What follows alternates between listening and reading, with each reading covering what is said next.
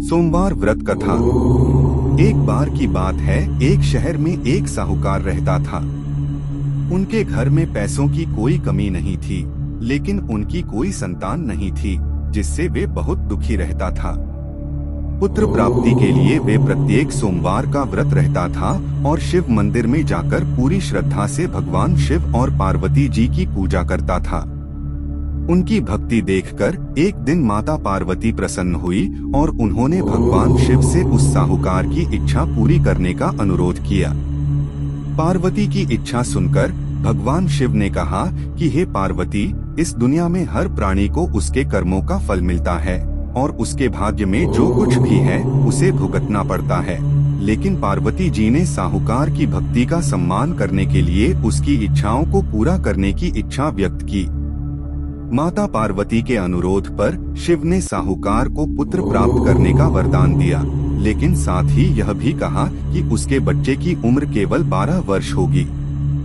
साहूकार माता पार्वती और भगवान शिव की बातचीत सुन रहा था।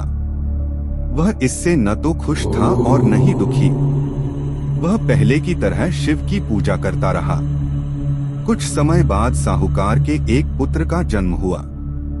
जब बालक 11 वर्ष का हुआ तो उसे पढ़ने के लिए काशी भेज दिया गया।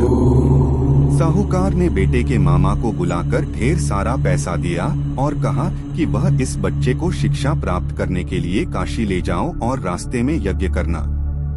जहाँ कहीं भी यज्ञ करोगे वहाँ ब्राह्मणों को भोजन कराकर दक्षिणा भी देना। इसी प्रकार दोनों मामा भांजे यज्ञ करके और ब्राह्मणों को दान दक्षिणा देकर काशी की ओर चले गए।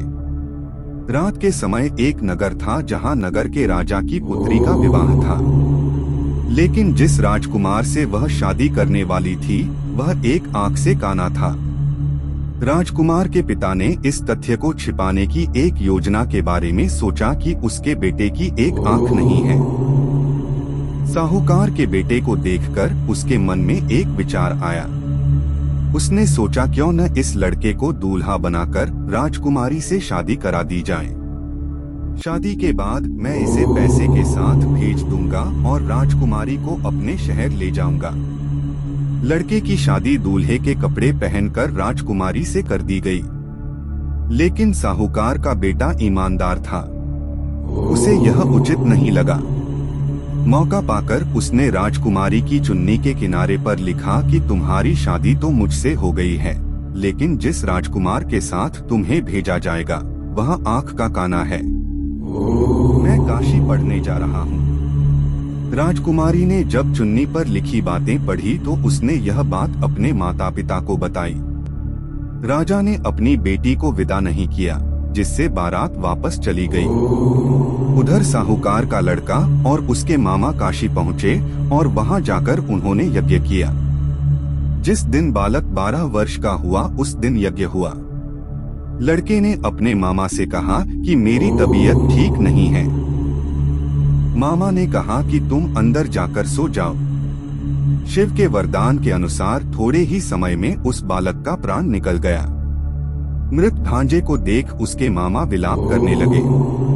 संयोग से शिव और माता पार्वती उसी समय वहां से जा रहे थे। पार्वती ने भगवान से कहा, स्वामी, मैं इसके रोने की आवाज को सहन नहीं कर सकता। आपको इस व्यक्ति की पीड़ा को दूर करना चाहिए। जब शिव मृत बालक के पास गए तो उन्होंने कहा कि यह उसी साहूकार का पुत्र है जिसे मैंने 12 वर्ष की आयु का वरदान दिया था। अब इसकी उम्र हो गई है। लेकिन माता पार्वती ने कहा, हे महादेव, कृपया इस बच्चे को और उम्र दें, नहीं तो इसके माता पिता भी इसके अलग होने के कारण तड़प तड़प कर मर जाएंगे। माता पार्वती के अनुरोध पर भगवान शिव ने बालक को जीवित रहने का वरदान दिया। शिव की कृपा से बालक जीवित हो गया। लड़का अपनी पढ़ाई पूरी करने के बाद अपने मामा के साथ अपने शहर चला गया। दोनों उसी शहर पहुँचे जहां उनकी शादी हुई थी। उस नगर में यज्ञ का भी आयोजन किया। लड़के के ससुर ने उसे पहचान लिया और महल में ले जाकर उसकी देखभाल की और अपनी बेटी को विदा किया। यहाँ साहूकार और उसकी पत्नी भूखे प्यासे अपने बेटे का इंतजार कर रहे थे। उसने कसम खाई थी कि अगर उसे अपने बेटे की मौत की खबर मिली तो वह भी अपनी जान दे देंगे, लेकिन अपने बेटे के जीवित रहने की खबर पाकर वह बहुत खुश हुआ। उसी रात भगवान शिव ने व्यापारी के सपने में आकर कहा, हे श्रेष्ठी, मैंने तेरे सोमवार के व्रत करने और व्रत कथा सुनने से प्रसन्न होकर तेरे पुत्र को लंबी आयु दी है। इसी प्रकार जो कोई भी सोमवार का व्रत रखता है या कथा को सुनता और पढ़ता है, उसके सभी दुख दूर हो जाते हैं और उसकी सभी मनोकामनाएं पूरी होती हैं। आपसे निवेदन है कि हमारे भक्तिमार्ग चैनल को सब्सक्राइब करें और बेल नोटिफिकेशन को ऑन करें ताकि हमारे वीडियो आपके पास सबसे पहले पहुंच सके। धन्यवाद।